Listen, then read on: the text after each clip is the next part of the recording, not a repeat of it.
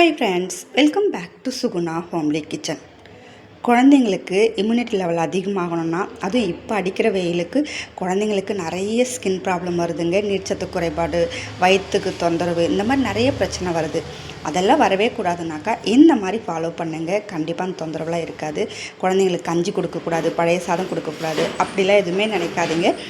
எப்போவும் நம்ம நைட்டில் சாதம் வைக்கிறீங்க, அப்படிலாம் மதியம் சாதம் வைக்கிறனா கூட கொஞ்சம் எக்ஸ்ட்ராவாக வச்சுட்டு நைட் அதில் தண்ணி ஊற்றி வச்சுருங்க.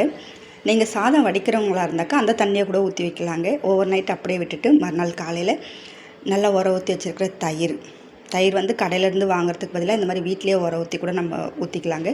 தேவையான அளவு உப்பு சேர்த்து நல்லா கரைச்சிக்கோங்க. தயிர் புளிக்கக்கூடாதுங்க. ரொம்பவே டேஸ்ட்டாக இருக்குங்க இந்த கஞ்சி, பழைய கஞ்சி. இந்த மாதிரிலாம் குழந்தைங்களுக்கு பழக்கி விட்டோம்னாக்கா ரொம்பவே உடம்புக்கு குளிர்ச்சியாக இருக்கும், நல்ல ஜீரணமாகுங்க.